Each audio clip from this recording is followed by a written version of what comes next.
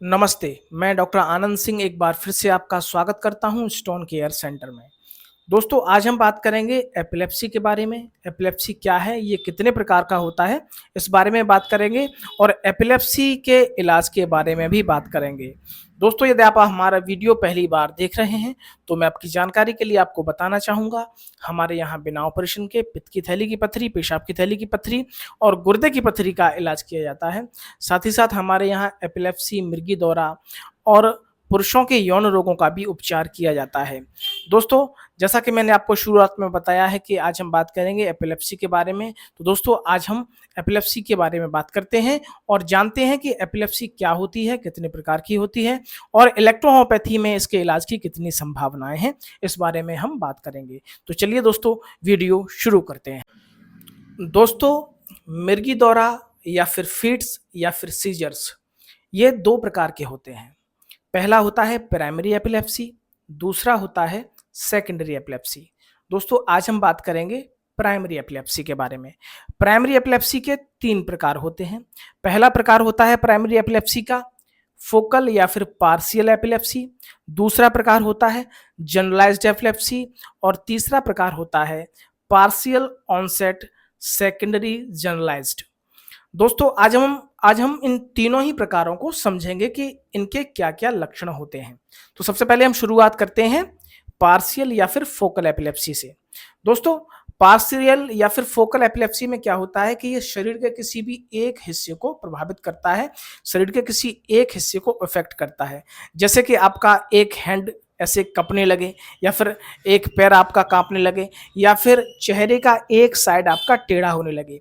और ये स्थिति लेफ्ट और राइट दोनों ही तरफ हो सकती है, या फिर आपका लेफ्ट पैर काँपने लगे, लेफ्ट हैंड काँपने लगे, चेहरे का लेफ्ट साइड एक तरफ टेढ़ा होने लगे या फिर ये राइट में ऐसी स्थिति होने लगे। दोस्तों, इस एपिलेप्सी का जो समय है ये 2 से 3 मिनट तक रहती है और इस एपिलेप्सी की खास बात ये है, पार्शियल या फिर फोकल एपिलेप्सी की खास बात ये है कि इसमें पेशेंट को होश रहता है, मरीज को होश रहता है कि उसके साथ क्या हो रहा है। अब हम दूसरे प्रकार की एपिलेप्सी के बारे में बात करेंगे, जिसका नाम है जनरलाइज्ड एपिलेप्सी। दोस्तों, इस एपिलेप्सी में शरीर के दोनों हिस्सों में ये एक प्रकार से अपना इफेक्ट छोड़ती है, प्रभाव करती है। जैसे कि अचानक से दोनों हाथ काँपने लगे, दोनों पैर काँपने लगे या फिर एकदम से पूरा शरीर काँपने लगे। और इसका जो पीरियड होता है, इसका जो समय होता है, ये भी 2 से 3 मिनट का होता है। और जनरलाइज्ड एपिलेप्सी की खास बात ये होती है कि इसमें पेशेंट को होश नहीं रहता है, पेशेंट बेहोश हो जाता है। अब हम बात करेंगे जो तीसरा प्रकार है partial onset secondary generalized epilepsy. ये एपिलेप्सी जो है फोकल एपिलेप्सी और जनरलाइज्ड एपिलेप्सी का मिक्सर होता है।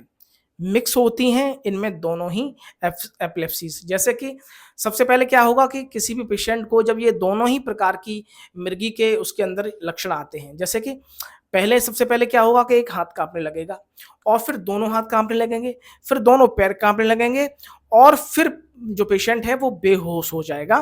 पेशेंट को किसी भी तरह का कोई भी होश नहीं रहेगा और इसका जो टाइम ऑफ पीरियड है ये भी 2 से 3 मिनट के लिए होता है।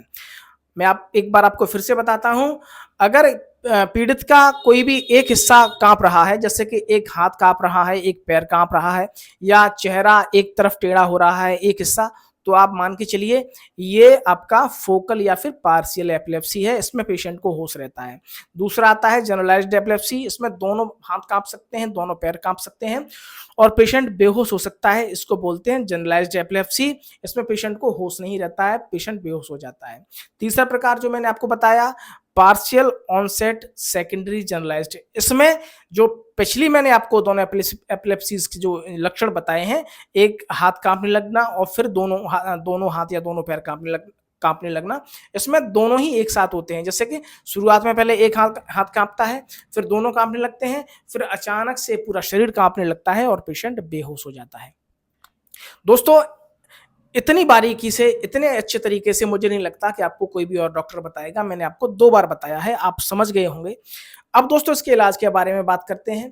दोस्तों हमारी इलेक्ट्रो-होम्योपैथिक पद्धति की जो दवा है, इसका किसी भी तरह का कोई भी साइड इफ़ेक्ट नहीं है। सारी दवाएँ हर्बल हैं, प्राकृतिक पौधों से इनके अर्क लिए जाते हैं और कोहेवेशन विधि के द्वारा ये दवाइयाँ तैयार की जाती हैं। पूरी तरीके से ये नेचुरल दवाएँ हैं और इन दवाओं के मात्र 2 हफ्ते के यूज़ से, सिर्फ 2 हफ्ते के इलाज से, मात्र 15 दिनों के इलाज से आपको चाहे जनरलाइज्ड एपिलेप्सी का दौरा पड़ता हो या फिर फोकल एपिलेप्सी का दौरा पड़ता हो या फिर इन दोनों का ही जो मिक्स रूप है, पार्शियल ऑनसेट सेकेंडरी जनरलाइज्ड जिसे बोलते हैं, अगर इन दोनों ही एपिलेप्सीज का आपको लक्षण है, हमारे मात्र 15 दिन की दवा में, 2 हफ्ते की दवा में आपको लाभ मिलेगा। उतना लाभ जितना कि आपको एलोपैथिक दवाओं से या फिर किसी अन्य पैथी की दवाओं से आपको 6 महीने या 4 महीने के अंदर भी नहीं मिला होगा। हमारी इलेक्ट्रो-होम्योपैथिक पद्धति की जो दवाइयाँ हैं, इनमें इतनी शक्ति है, इतनी पावर है कि मात्र 15 दिन की दवा में आपको ये बेहतर आपको आराम देगी। पेशेंट को अगर ये परेशानी 100% है तो मात्र 15 दिन की दवा में आप पेशेंट को 50% बीमारी रह जाएगी और लगातार 6 महीने दवा चलाने पर आपकी जो एपिलेप्सी है या मिर्गी दौरा है, पूरी तरीके से फिनिश हो जाएगा, पूरी तरीके से पेशेंट निरोगी हो जाएगा।